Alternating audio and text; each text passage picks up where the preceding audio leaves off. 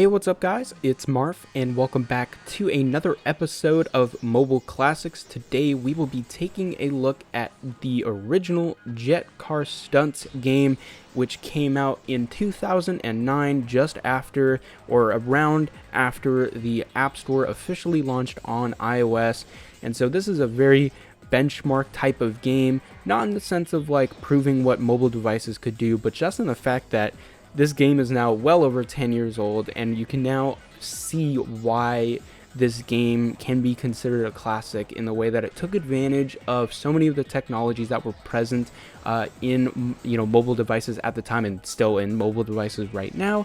And this game never launched like a huge franchise or anything like that. There was a sequel in 2013 just simply called Jet Car Stunts 2. And while it did expand upon the formula of Jet Car Stunts, it never really changed much. And unfortunately, that game is no longer being updated as it failed to really make that huge of a financial gain for the company. As far as I'm aware, it did feature some in-app purchases, but unfortunately so much of the content in the game was locked behind those in-app purchases that it really turned a lot of people away, including myself. But I still enjoyed the game. Anyway, this is about Jet Car Stunts, not Jet Car Stunts 2. So on screen you can see a couple of the different game modes that we'll be taking a look at. The only two game modes are time trial and platforming. The main focus of the game is obviously the platforming aspect, as the main mechanic of this game was you control a jet car and you have control of the car both on ground and in the sky, and so that proved to be able to create some really cool platforming level stuff where you go upside down and you go all around, and just some really cool, interesting stuff. And this type of platforming is not the most original concept ever.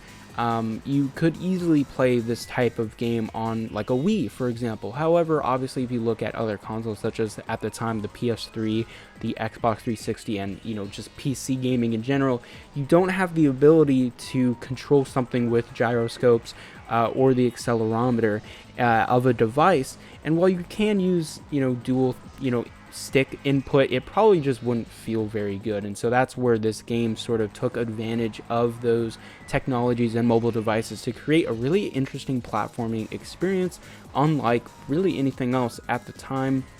And again, like I said, this game never launched a huge franchise. It didn't revolutionize mobile gaming as we know it, but it's just a very solid game. And one that I look back onto fondly. I purchased this game right around, I believe, 2011-ish when I found out about this. I had my iPod Touch 4th generation, and it was a really fun game. The atmosphere was quite nice, although there isn't any music in the game, which is quite unfortunate. But that also kind of gives it a weird character, just this silent game with just hearing the drifts and the engine of the car. So the soundscape is quite interesting, even though there is a lack of music. But anyway, the look of this game was really, really good at the time. Now it has been updated to support higher resolution devices, and the UI has been scaled up and all that sort of stuff. So this actually is a pretty good modern game as well. But if you think about this type of game 10 years ago, I think it is pretty impressive. Even though games such as Ground Effect and the older Asphalt titles were out at the time, the lighting in this game was pretty darn good, as well as the feel of the physics was just quite solid, and a lot of games couldn't boast that feature. You think about games such as Asphalt where you're like skidding against the wall, or the car just feels kind of sticky, if that makes any sense. This game, you felt the physics really well, and the car was just always in your control. So that's where this game definitely sort of differentiated itself from other racing games at the time. It just felt very solid, and obviously the content in this game was very solid. You had two game modes, time trial and platforming, like I mentioned before. Time trial was just a lapped race, but obviously it did try to emphasize the aspects of platforming, which is cool. And obviously the platforming levels were the main feature of this game. and there were quite a few levels actually. So I definitely recommend checking out this game. I believe there is a free version of the original game as well. I'm not sure if that one is updated. I am playing on the paid version. The paid version is updated, and I do recommend it if you just have some extra bucks in your account and you want some nice platforming. I think it's really good. Again, even though this game is well over a decade old, I think it still stands up as a really good platforming game. Obviously, you could go ahead and download the second game as well if you want some more variety. That game is also very good in my opinion. It didn't do too well, unfortunately, but there are definitely a lot of levels in there, and if you choose to buy the in-game purchase, then you get a whole bunch of levels, which is really nice. And again, like I said, you get more cars and more game modes if you fancy that. So anyway, guys, I know this was quite a short video for Mobile Classics, but this game doesn't really have much to it. Like I mentioned, it's just a very solid game.